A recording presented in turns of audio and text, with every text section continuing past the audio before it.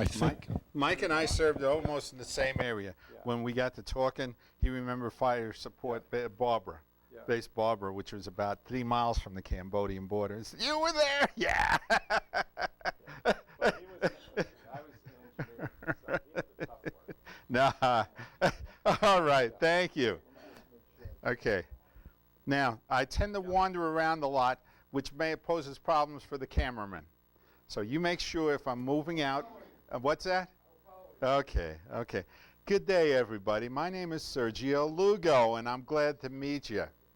I know I'm not going to remember all your names and, et cetera, and so forgive me for my shortness of memory, but most people do say I have a fantastic memory, and I do.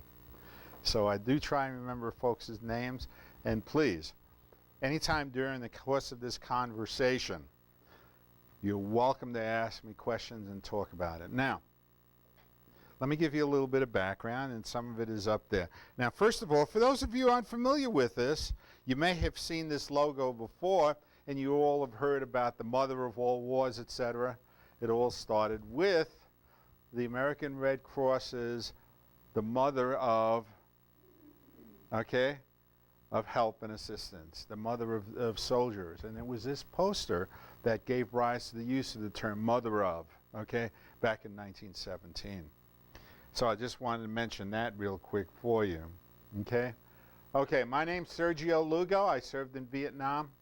I grew up in the East Coast. I went to Minnesota and then went to Vietnam, came back, stayed in this area for most of my life. I happen to like this area, etc.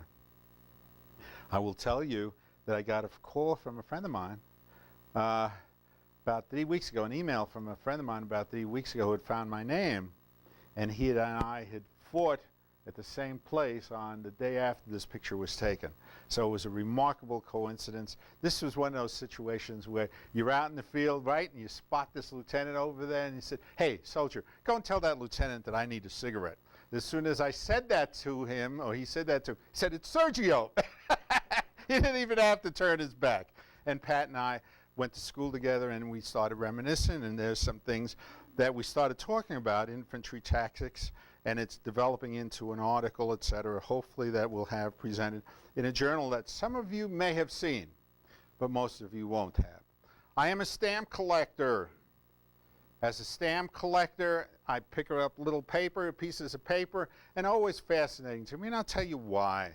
Because I was never going to see these places, I was never going to find these places. I was never going to go to any of them.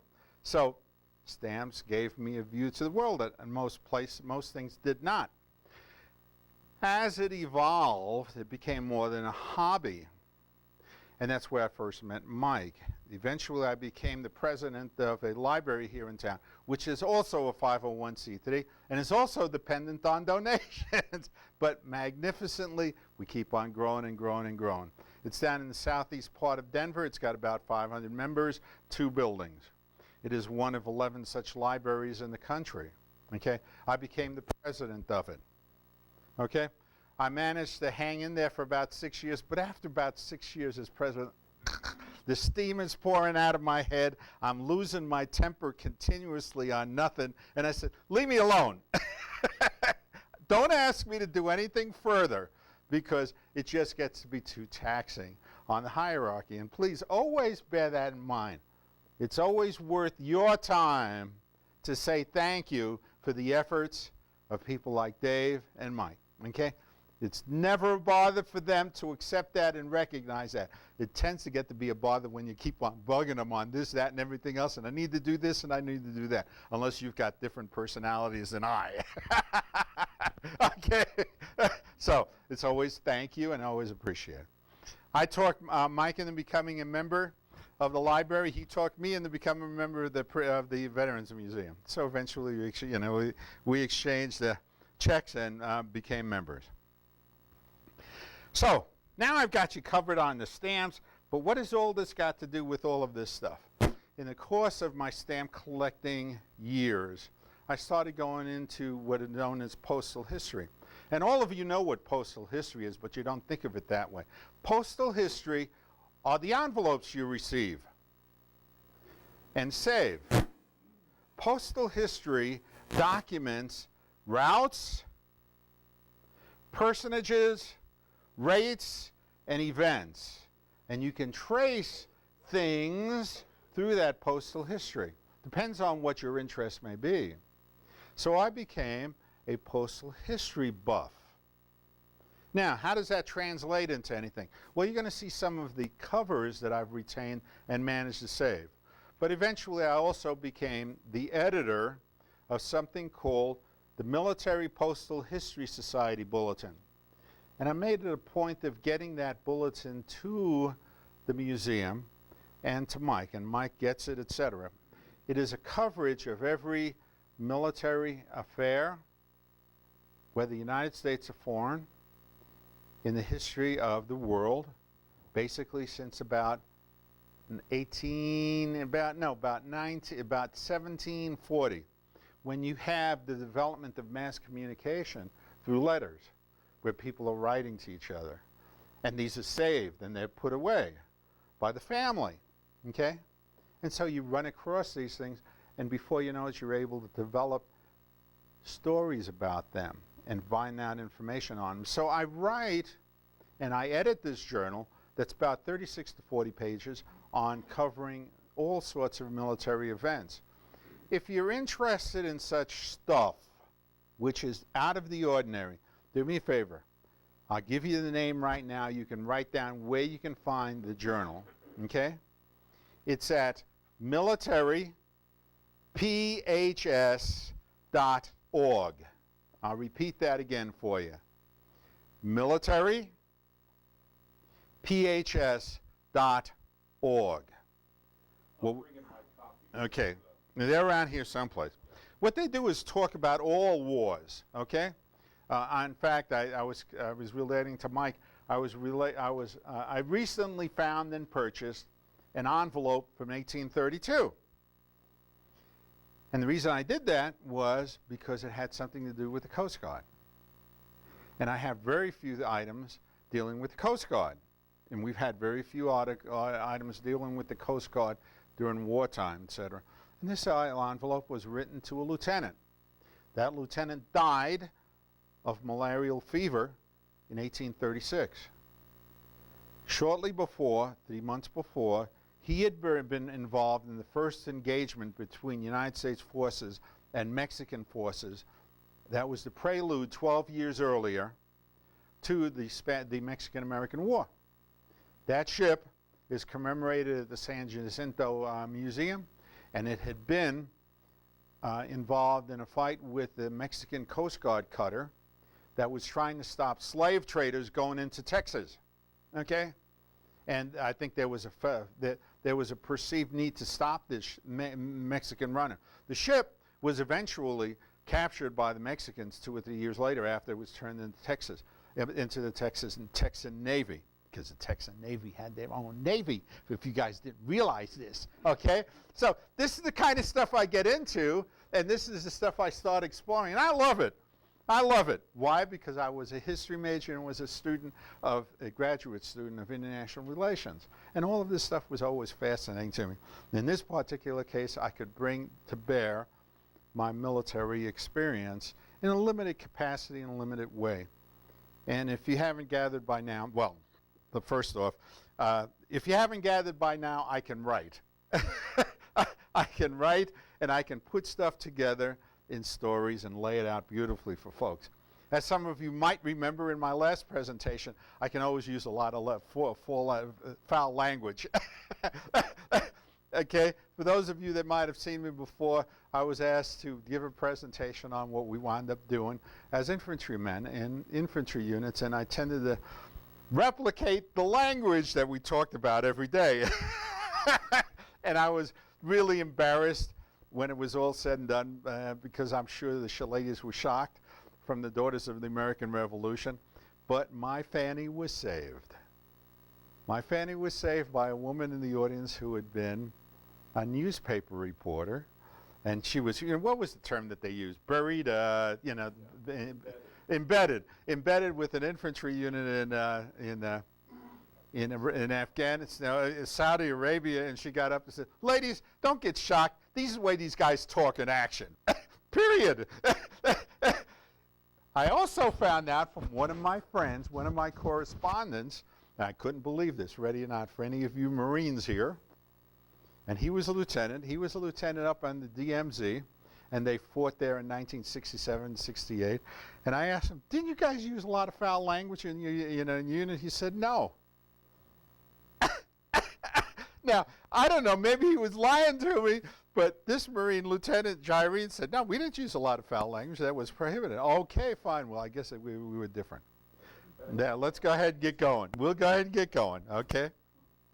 Okay, what are we going to talk about? We're talking about social welfare on the part of civilians in the United States in World War I. It's not that I'm particularly fond of World War I, but in my pursuit of postal history and my pursuit of these kinds of things, I stumbled upon this social welfare postal history about 20, 25 years ago. I then began expanding my knowledge and my collections and my historical interests, and it revealed to me a world that most of us don't realize existed at one point in time in our country. I think all of you are going to be shocked when I say that our Army commanders in the 1910s and the 1900s were shocked that we should have to spend any time on physical training of soldiers. Hey, you all guys were all strong and fit and everything else and didn't need this stuff. Period. Because that was a waste of time. It took valuable time away from learning how to shoot rifles, drilling, etc. It was the social welfare organizations, such as the YMCA and the Knights of Columbus, that introduced the requirement for physical fitness drills to maintain the physical fitness of soldiers. So all of you can blame the YMCA and the Knights of Columbus for having gotten you up at 5:30 in the morning to go and do physical fitness drills. It was them that pushed it, not your Army lieutenants and not your Army generals and not your NCOs and your tops or anybody else, because they had better things to do.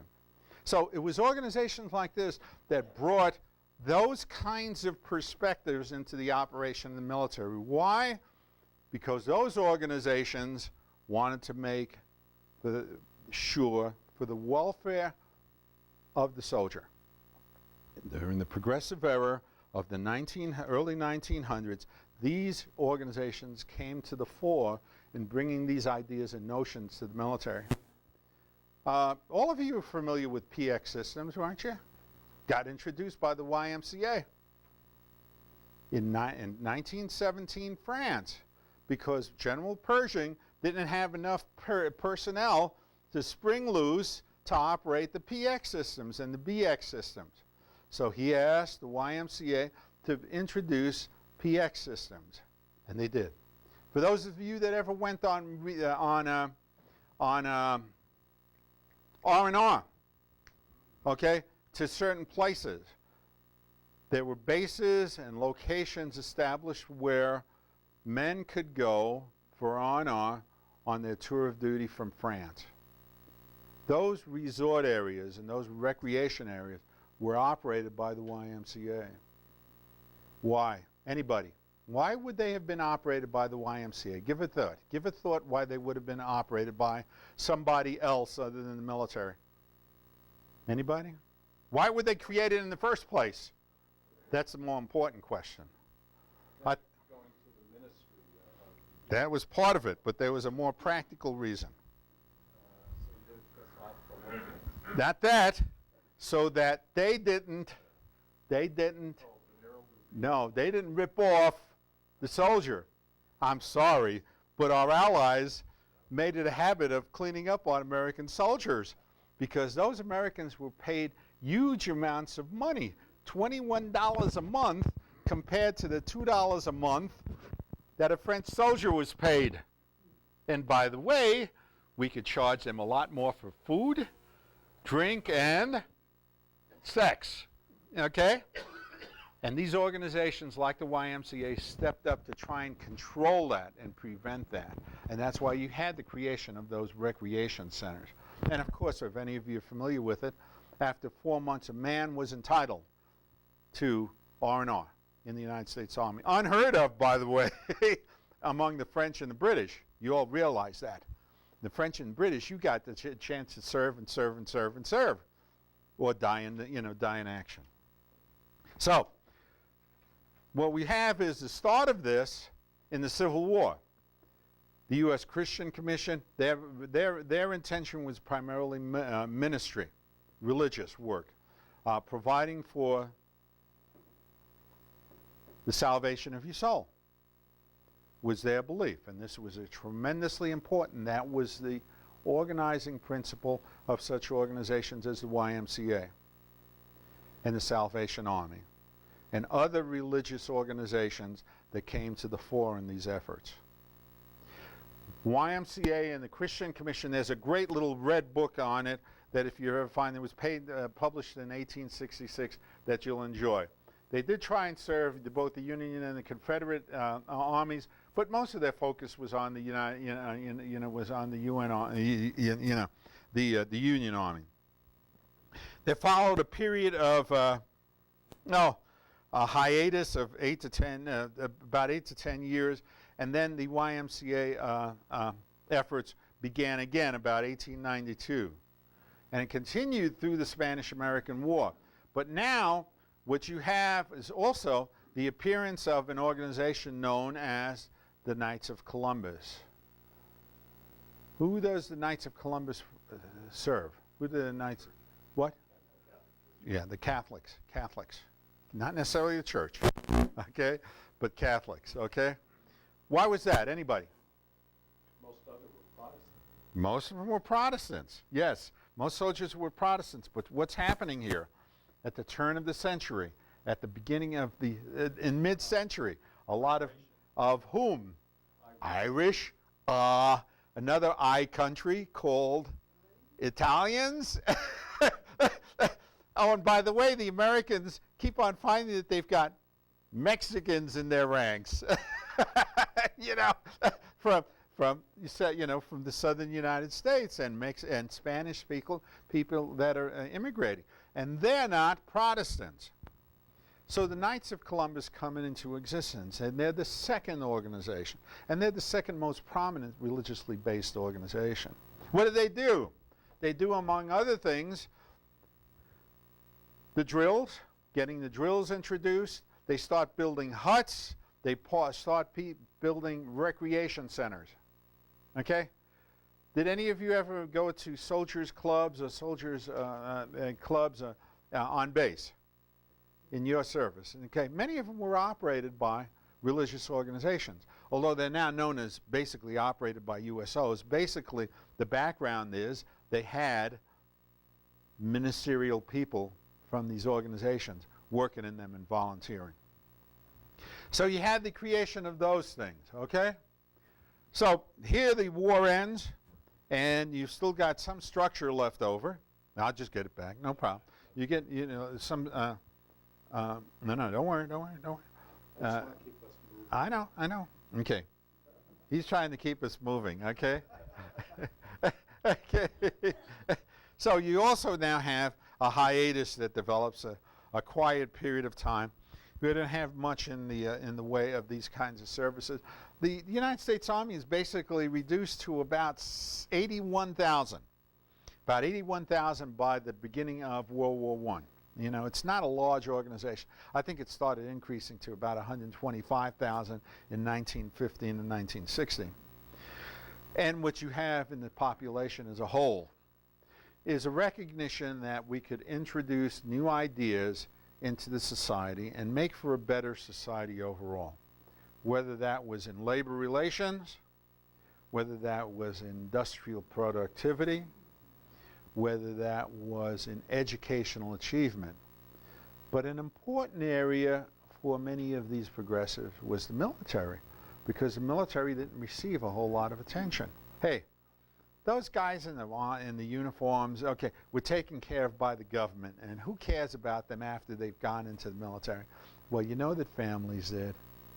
You know that state governments did, et cetera, and they had to try and figure out what they could do with some of the soldiers and how to make life more improved for them. So, what do we have? It's basically, like I said here, it's symptomatic of the progressive era. It also has attributes that are strongly associated with women's movements, okay? Women wanted to do something for the men in the military. It wasn't the guys pushing it, ladies. It was the women pushing it, okay? That we should do something for them. The guys just sit there and say, ah, well, we can all take care of ourselves. We don't need any help, okay? It has something to do with women's ambitions as well during the progressive era, and connected to prohibition and suffrage. And what do I mean here? And most people have a difficulty making this connection, but I'll try and make it for you here as best I can. Women needed to secure the support of men. To get such things as prohibition and suffrage passed. Simple as that. They could march as much as they wanted to, and they continued marching until they wanted to, until, for example, 1918, when President Wilson changes his mind in the middle of the war, or towards the end of the war, and he said, the women have done so much for us in these social welfare organizations that I have changed my view with respect to women's suffrage. He came out and said that. He had been opposed to women's suffrage. He comes out in 1918 and said, hey, the women have done so much and they've contributed so much to the society and to the achievements of the United States. We should support women in getting the vote. Yes, yes, yes, yes. That didn't have anything to do with it, okay? All of these factors come into play. Moving on, okay? Oh, I'm sorry. Now, I'm just going to jump ahead to 1919 real quick, from 1914. Basically, to say that one of the legacies of this is, keep in mind that the United States military took over all these social welfare operations basically in October of 1919. General Peyton March had ordered that the agencies in the Army and the Navy and the Marines would take them all over and operate them. Anybody? Reason. Give me a reason why. Anybody? Well, draw them all together. That's right. Draw them all together. So second, efficiencies. Third, anybody? Funding? No. No. Funding might have been. No. What? Influence. They wanted control. Third. Why? There were so many of them. Yeah. They wanted control. The religiously based organizations swore to providing services to everybody in a uniform fashion. Unfortunately, in practice, that tended to break down, despite the best efforts of everybody to make sure that a Catholic priest was serving a Protestant or a Jew. But this Jew or Protestant is complaining about, hey, I'm being served by this Catholic priest. Yeah, same thing for the other organizations. The Salvation Army came, everyone knows that the Salvation Army is a Protestant organization, right? They objected to the unifying efforts of the YMCA to come up with a uniform way of serving Protestants of all faiths. Okay? They objected to it. No, you're trying to dilute our religion and religious beliefs, so the Salvation Army stepped in and did its own thing, etc., with many men. Okay? So you had a variety of reasons accounting for the Army taking it over and the military taking it over. Okay? Now, one of the things, I'm going to just come back. Let's come back here for a second. I think you have to also recognize in this process of consolidation, following World War I, and despite what you see in World War II with civilian population, the amount of support for the military starts declining in terms of the population and its support of various activities. Hey, this can be taken care of by the military, and the civilians don't need to step in and help out. Remarkable change in the psyche of the American civilian population with the view and the amount of assistance it renders to the American military after that order comes into play. One of the things you'll find is towards the end of World War I, a term starts appearing that becomes extraordinarily familiar to us in World War II. United Services Organization, USO. Now, I don't know about all of you guys, but I always knew the USO, the United Services Organization, referred to the Army, the Navy, the Marine Corps, the Air Force, and the Coast Guard. That was the United Services Organization. Wrong. Wrong. The United Services Organization refers to the YMCA, the YWCA, the American Red Cross, the Jewish Welfare Board, the Travelers Aid Association, and all service organizations working together to provide services to the military. USO stands for that. Not what we always believed it to be. I couldn't believe it. I know all of you knew that USO stood for that, the service organization. Show of hands, you all knew that, right? Yeah, right? Okay, so what you have then is the appearance, the beginning of the USO back in 1918. There is a remarkable legacy of these social welfare organizations, and we'll talk about that in a few minutes. But the legacy is absolutely remarkable. Let's go ahead.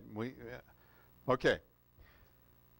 1914 to 1918, 1919. The United States doesn't enter the war till 1917. Beginning about 1914, some of these service organizations begin to pop up. But they're not geared towards helping Americans because Americans aren't at war. But you had such organizations as the Fatherless Children of France. And they come about trying to help out the children of the many soldiers that were being killed on the Western Front. And they wanted to help out the children of those individuals. You had Belgian Relief. Belgian Relief had been, Belgium had been swamped by the German invasions, and they needed tremendous help of every kind. They start spawning other service organizations. One of the service organizations that appears here, and that appears in these discussions, is the Christian Scientists.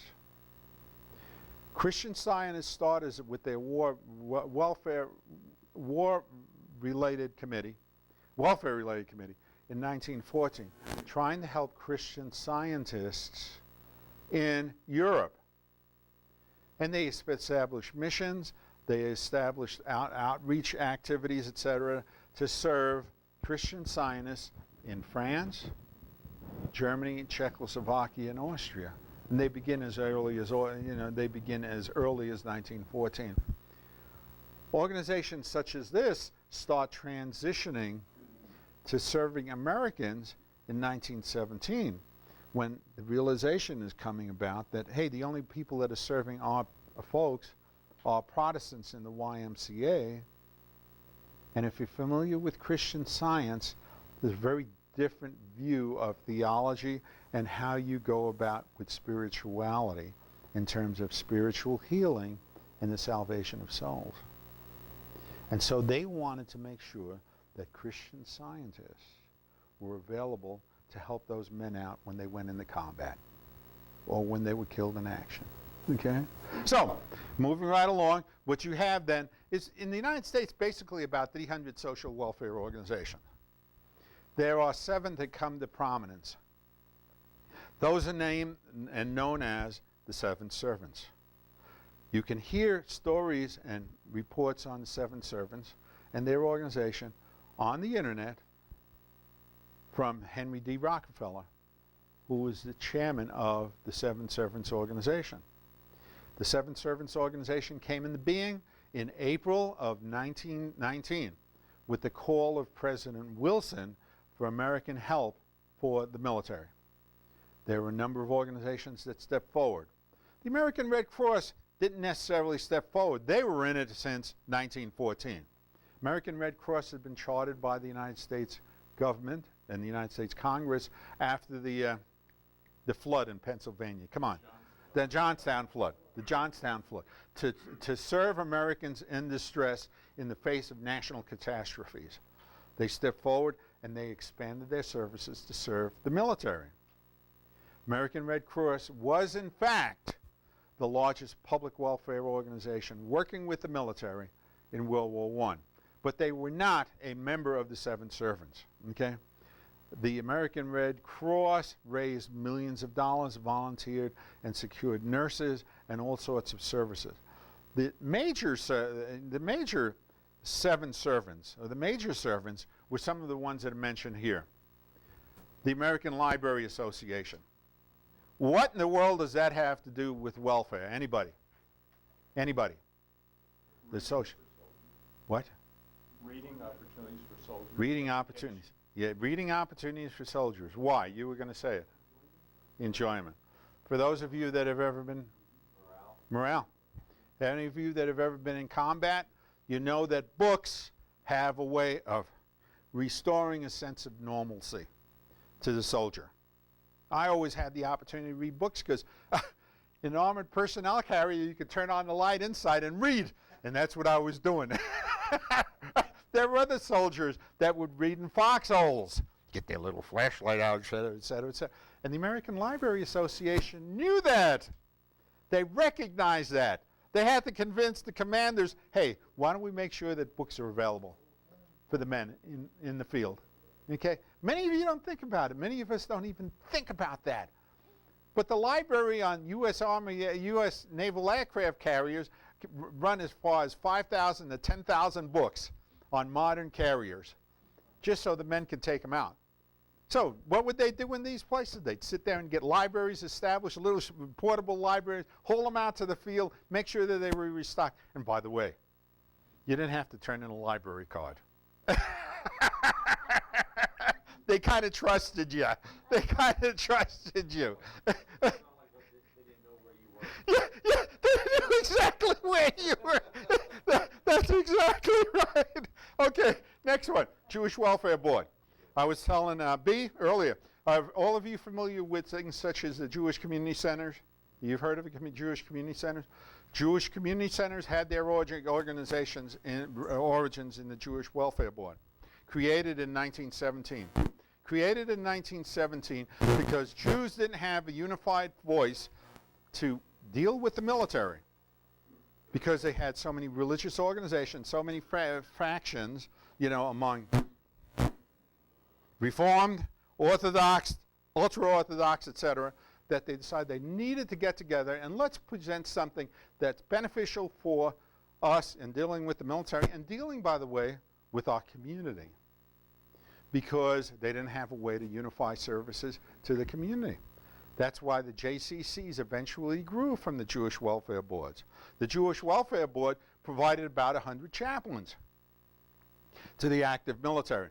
They had the biggest celebrations for people leaving to go overseas. They also made sure that the families were kept in contact. And by the way, in the case of the Jewish Welfare Board, these services were not limited to Jews. Okay? They extended it to every place. The Jews in Canada, in particular, certain difficulties. Their dead were buried under a cross because no Jewish Star of David was permitted, nothing other than the Christian and Catholic, or the cross was permitted on a headstone. And so that became a major objective of Jewish Welfare Board activities. Locate Jews and get them buried according to Jewish rites. 230,000 Jews served in World War I, of which there were about 7,000 casualties. Some of you have heard of the Lost Battalion.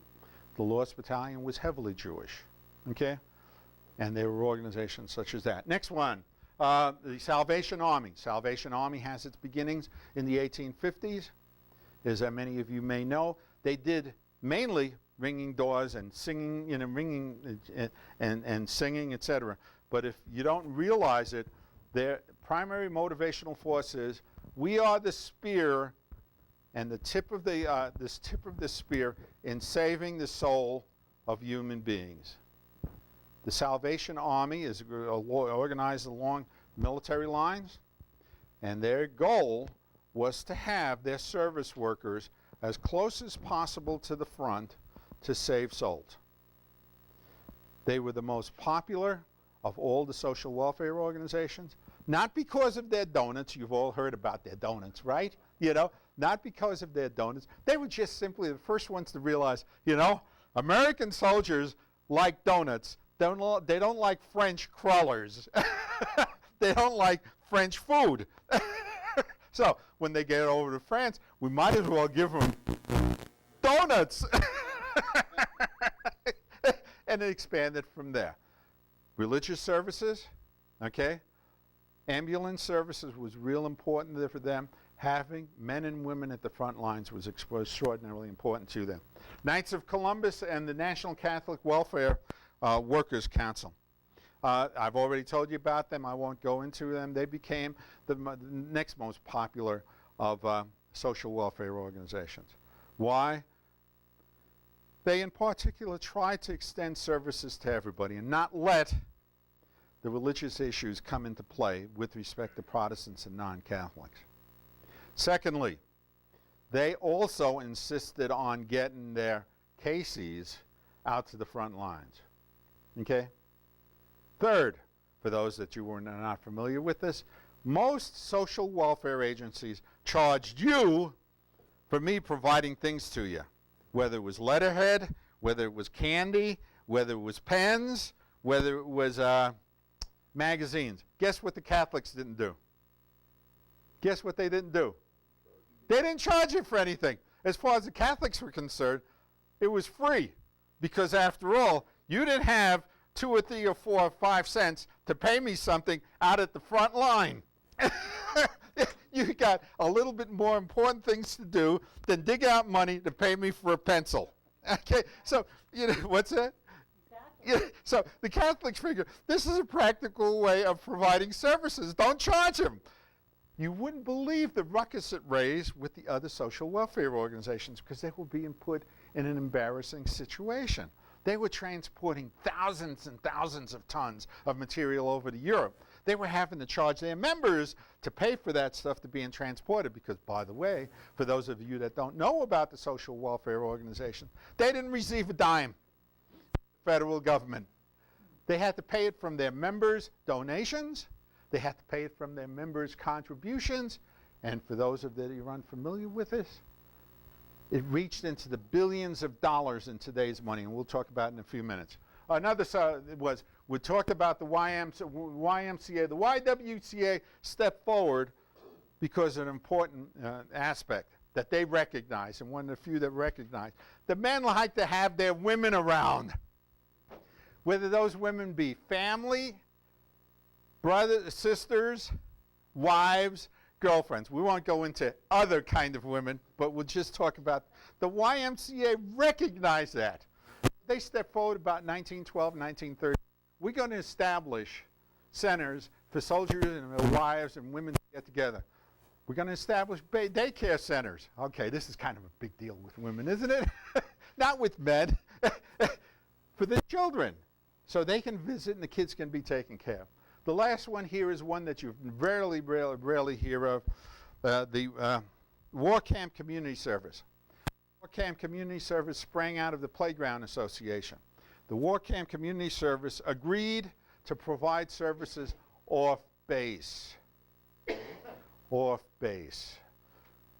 Taking you out to dinners, finding you homes to stay at, taking you to theater engagements, providing you with free meals at different locations throughout the cities. Why was this? Anybody? Why do you think they had to some people felt the need for this? Anybody? Because what happens when you let go of 10,000 men from a camp on leave and they got nothing else to do in the town of Harrisburg, Pennsylvania? They hit the bars. We won't mention other things that they hit on. Okay? But this, they realized there was a need. You had something like 180 camps built up in the United States in no time at all. And sure, maybe New York City could handle the release of 10,000 soldiers at one time, but many of them don't really want to deal with 10,000 drunks, getting back on ship 2 days later at the Brooklyn Navy Yard and the surrounding Brooklyn neighborhoods, okay? So the War Camp Community Service stepped forward to do that. We've talked about some of them. Some of the other ones, major ones, the National Lutheran Commission. Here are some examples. American Friends, the Quakers, ready or not, American Chocolate Fund, okay? Guess what they got to the soldiers in Europe, okay? American Tobacco Fund. Guess what they got to the soldiers in Europe? You got free cigarettes as far as they were concerned, okay? And they sent it overseas to you. Others were organizations such as the Daughters of the American Revolution, trying to provide patriotic services, flags, material, etc. The Godmothers League. Godmothers League, most prominent in places like Virginia. Men don't have any family around, and so the godmothers, the women of the organization, step forward to serve as godmothers for soldiers, okay, who are on leave, etc., etc. Okay. Others, the Red Star Animal Relief Society. Well, they were really there, as I think all of you can understand, to help take care of horses, donkeys, and other animals, because those animals took up a lot of time and space within the military of the time, and no one ever treated them, okay? The Sage Women's War Relief, for involving women. The Women's Land Army. Women's Land Army was a organization that formed. The goals of the Committee for Training Camp Activities, on that chart that I showed you of the 7 welfare organizations, the 7 servants, which were the major ones. There was another organization called the Committee for Training Camp Activities. That was created to try and coordinate the services of all these social welfare organizations. The CTCA, and some of the thinking here, arose for something that sometimes you hear of in modern day society, and that was concerns about social hygiene. Anyone tell me what social hygiene was? Anybody? Somebody? Got it. That's what social hygiene was. Prevent venereal disease among the troops. That's what the term social hygiene referred to. Schools of thought believed strongly that social hygiene reduced the fighting effectiveness of the military, and there were too many occasions for improper behavior and improper activity on the part of soldiers. And so the social hygiene, I'm sorry. I said I can't believe that. You can't believe that, Dave, huh?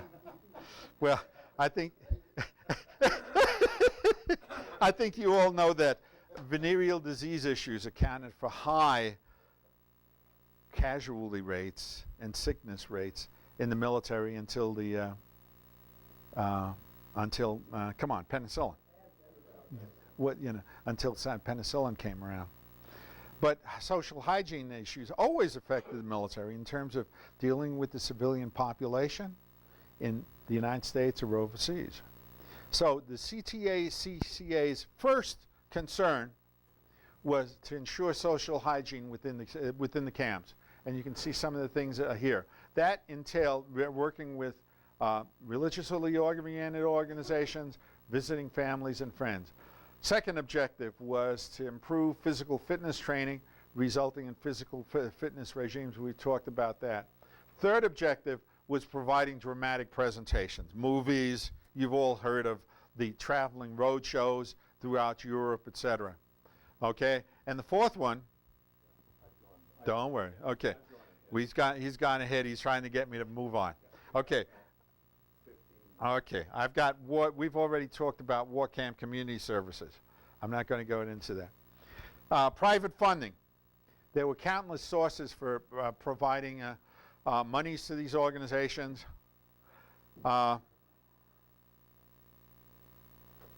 In terms of the total amount that's been able to be identified so far of the private organization funding, okay, it came out to $215 million.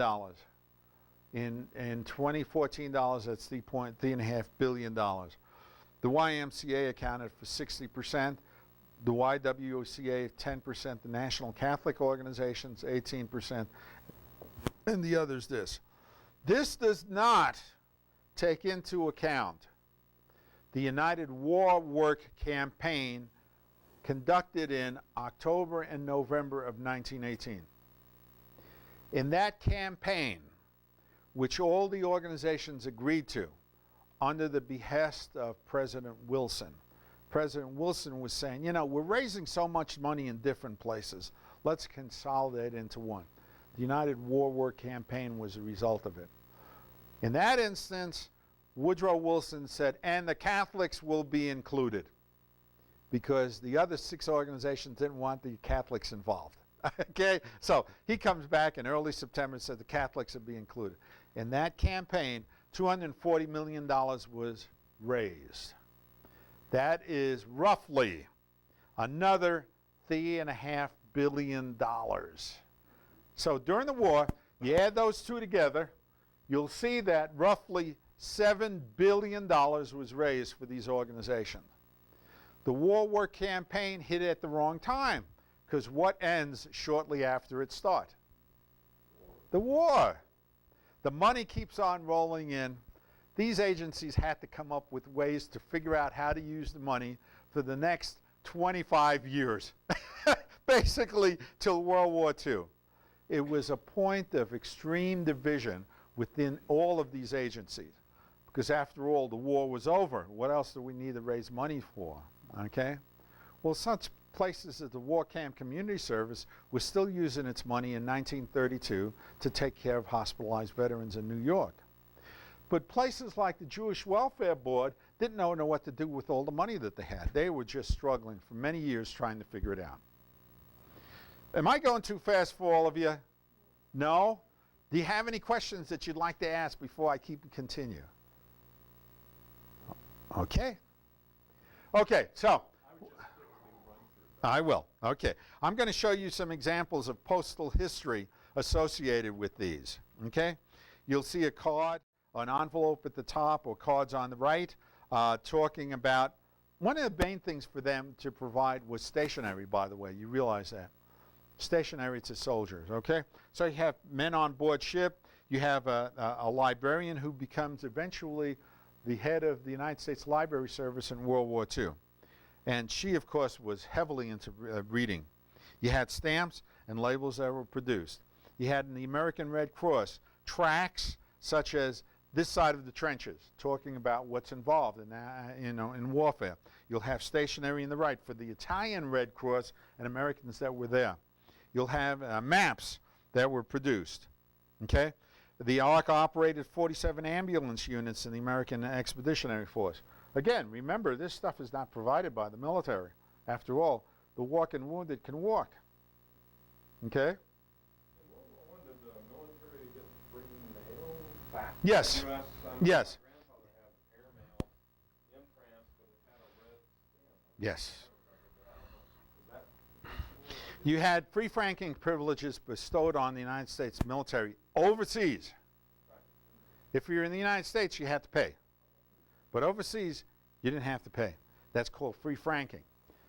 That was also extended in World War II from October of 1941 to the December of 1947. You had it in Korea for a short amount of time, and you had it in Vietnam. That was always a feature of that service. That wasn't at the behest of these welfare agencies. The Congress knew it was kind of nice to give that as a benefit to the soldier for what it was worth. But if you needed extra services, say you want to send it by airmail, There you go. That's what will account for the postage. If I didn't make it clear to y'all, in my work with the Military Postal History Society Bulletin, I'm always looking for material. I don't keep it, but I work with the individual to develop the material into stories and presentations on that aspects of war, and there's those aspects of war. And if any of you do have that material, I'm always looking for it, and I'll always talk with you about it. Okay, you had Christian Scientists. Their unique form of religion and belief in prayer as the ultimate healer for everything, translated it into places like huts that they would have for soldiers to come and visit, work, and libraries. They had about 100 and so libraries here in the United States and huts in which they could operate and function and provide material. One of the funnier aspects of this was they would convert clothing into clothing that was usable for soldiers. They would contain woolen muffins and turn them into socks. And they sent thousands and thousands of pairs of socks to soldiers at the front line, intended to be warm comforters. Unfortunately, I don't think they ever took into account that wool absorbs a lot of water. And it makes for soggy feet and what we used to call in, Vietnam, jungle, trench foot. You know, that kind of stuff happens with wool. You remember that? Okay. The Jewish Welfare Board, again, serving Jews, data collection was extraordinarily important to the Jews. Why? Because they had never been able to show their contributions to American society in the previous 150 years of the existence of the Republic. So that was something that they insisted on collecting, okay, to try and identify how many Jews there were. There was a book provided by Rabbi Levinger, really instructive about the work of chaplains. And you realize that the religiously based organizations recruited, trained, and got into the field chaplains. How did these chaplains end up being military officers? Okay. Until 1917, they were based on recommendations through the Federal Council of Churches. Okay? The Federal Council of Churches made recommendations. Okay? Now, the problem there is you never knew what the qualifications were for chaplains. They could have been seminary trained, or in the case of Baptists, they could have risen through the ranks. Okay? So there was always issues about the qualifications. There was also an important issue that we can't overlook, and that was discipline. Now, I know that I've got 20 people in here. All 20 of you have different ideas about what should be done in anything. I think you can understand that the military couldn't use 20 different chaplains that wanted to do this, that, and everything else as they wanted to do it without discipline, okay? So in 1917 comes the creation of the chaplain school at Ford Camp, Zachary Taylor.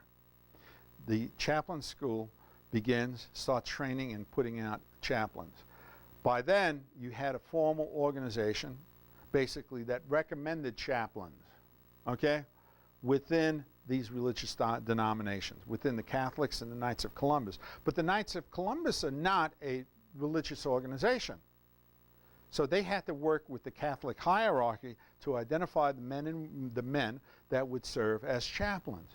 Same thing with the Protestants in the case of the YMCA.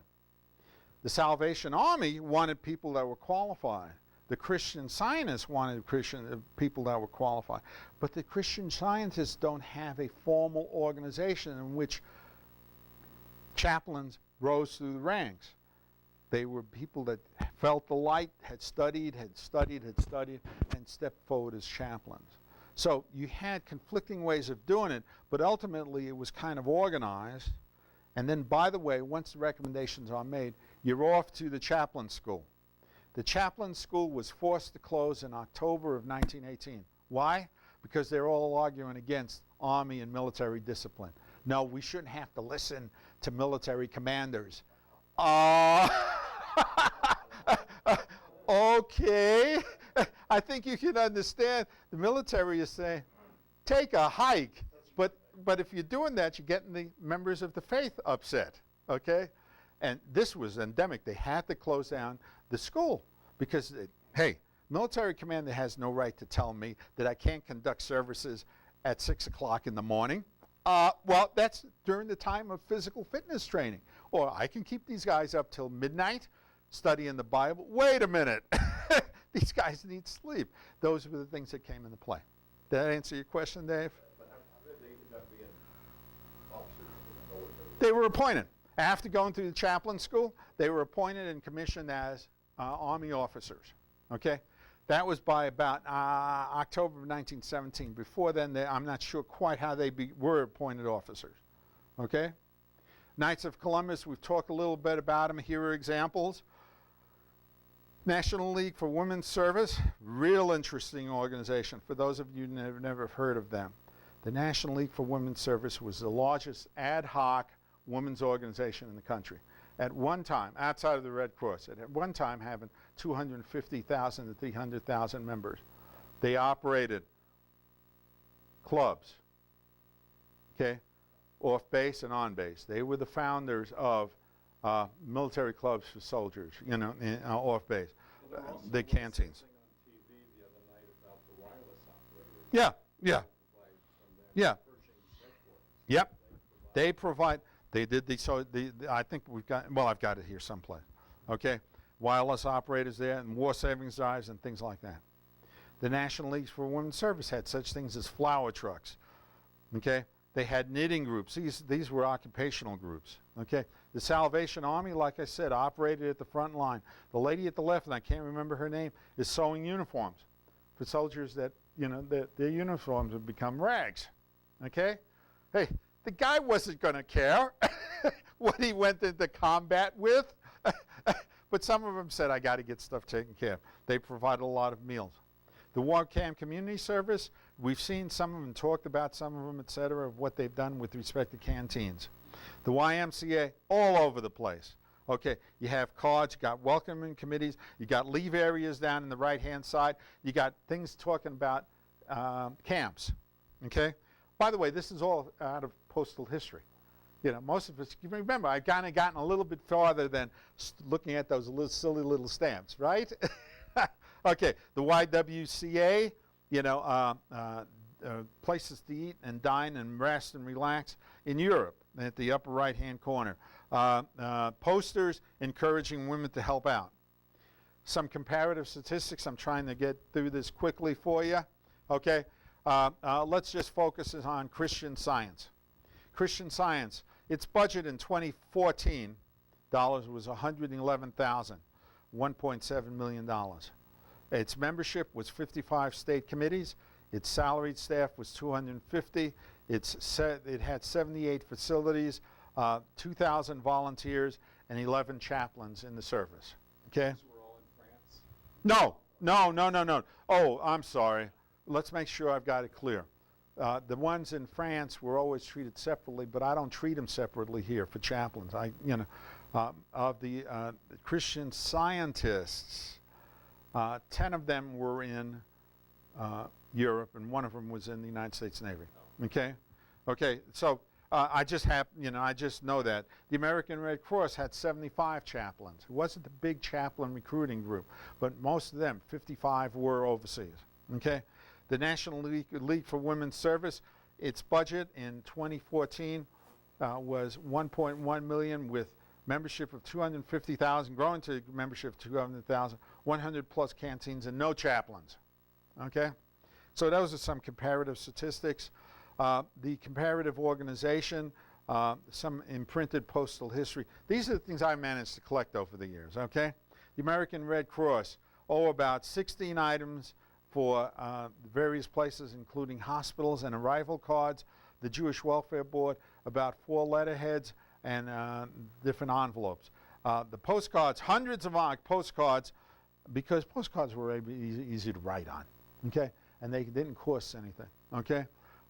Lots of other things that they prepared and made available to folks, including lapel pins, correspondence courses, etc. Some of the legacy. and we'll touch upon that now. By the way, let me do my commercial stick, okay? Since I'm a student of this stuff, I started writing about these things many years ago, okay? And I started publishing my own. These are 5 monographs talking about the American Library Association. And by the way, I've still got 7 more, and I can't seem to spring loose the time over the last 3 years because of my editorship of the Military Postal History Society Bulletin. It seems to take up a lot of my time. So the next one I'm going to get done is the Christian Zionists, and then the Knights of Columbus, if I live that long, etc. Okay, this one is on the National League for Women's Service. No, National League, the National Lutheran Commission. National Lutheran Commission. Fascinating study. For those of you that are Lutheran, the first unifications began 100 years ago. How many of you know what this year is for the Lutherans? What is this year for the Lutherans? The 500th anniversary of Martin Luther's postings at Worms. 400 years ago, it was 400 years, the 400th anniversary. One of the things that the Lutherans decided to do was to try and coalesce as one body in this country. At that time, there were 69 different branches of Lutheranism in the country. And they felt, you know, we send the mixed messages out. We've got the same basis. We've got the same arguments. We've got the same beliefs, etc. And so within 2 years after 1917, at the behest of the National Lutheran Commission, those 69 organizations were down to 15. After that, they eventually went down to about 3, and most of you have heard of them. The Evangelical Lutheran Commission of America, located in Chicago. The Missouri Synod, located in St. Louis, and the Wisconsin Synod. Those are the things that I come to mind. My wife is Lutheran. I'm Catholic. But, you know, those are what I hear about most frequently, etc. But the national Lutheran efforts at unity began with World War I. That's one of the legacies. Most people don't know that. And I wanted to write that up for her and her friends and acquaintances. Here we've got the National League for Women's Service. Okay? Here we've got the Salvation Army. And here we've got the Jewish Welfare Board. I sell them for about $25 a piece. If you want to go for all 5 of them, they're $100. You get a bargain. Okay, let's talk about the legacy. Wait a minute. Any questions that I got to address yet that I want you to, that you want me to address? Anybody? Don't be afraid. Yes, Dave. I remember when I was a boy, my dad didn't like the beer red cloth. Yes. And it took me a long time to figure it out. He came out of the troubles himself. He said that Yes. he came out and they had coffee donuts and they wanted to charge him. That cost him more money because the rest of his life He would not give to him. And so that legacy was still. Yes. Yes. Okay.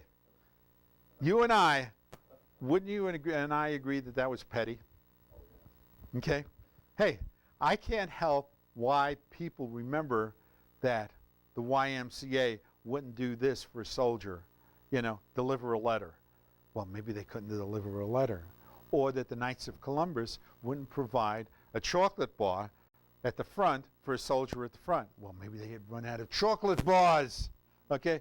But people will remember that, and you oftentimes hear this about the social welfare organization. You don't know what explains why people react this way. The YMCA had 28,000 volunteers. About 2,000 of them were expelled as social workers or social, you know, as servants, okay? Because their conduct was unbecoming to the organization and to the soldiers.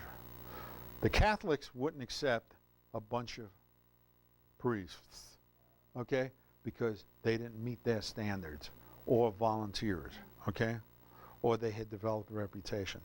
So did such organizations as the Salvation Army. In Europe, there were YMCA personnel workers that were convicted of fraud. in the operation of the PXs. They were ripping off the funds. All of these organizations maintained strict standards to keep track of the money because they didn't want Tom, Dick, or Harry pocketing the money. Why was this necessary? Because there's something I always use in dealing with folks as a stamp dealer. Don't put temptation in the path of righteousness. Okay? You understand what I'm saying? This happens every place. And in this instance, they weren't putting temptation in the path of righteousness. They're just trying to recoup some of their money for what they were selling. Okay, almost done. Let's talk about some of the things. We've talked about, among other things, the ARC's medical programs and medical disaster preparedness were sharply increased by its experience in the war. That's one of the legacies. For those of you who are unfamiliar with this, one of my first articles was on X-ray technology in the First World War. It was all developed not on the part of private universities, not on the part of private organizations, not on the part of companies, but organizations that were working with soldiers experiencing traumatic injuries.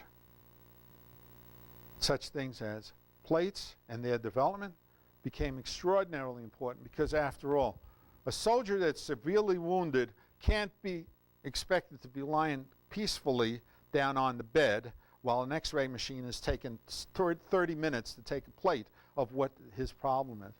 So they developed upright, methods to take X-rays. Okay? You got rid of flammable equipment because these things tend to be very flammable. Okay? When being tested and used in the field. So they've developed different plates. All this stuff came about as a result of the war effort, okay? And the American Red Cross was at the forefront of it.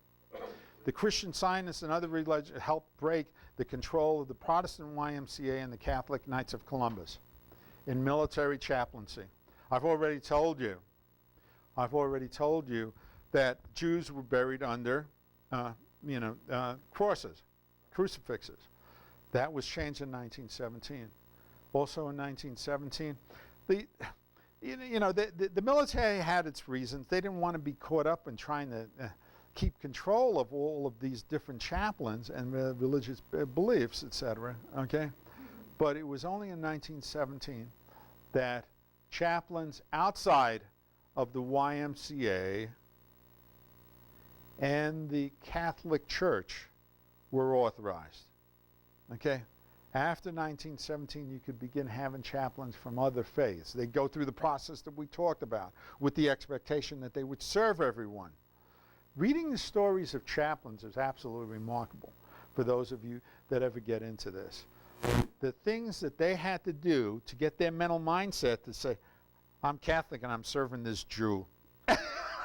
Can you imagine the mindset that many of them had to do? Or this Protestant is serving this Catholic. Or how about a Muslim? The mindset had to be really adjusted, and this had to be really instructed, informed, and they had to be informed. And that's what the chaplain school tries to do. They still have problems to this day. Okay? Minimizing troop losses as a consequence of venereal disease, that was the social hygiene stuff. That still goes on today. Not as severely because of the prevalence of penicillin, okay? But it still is an issue for the troops and the command. The legacies involve rendering services of all kinds.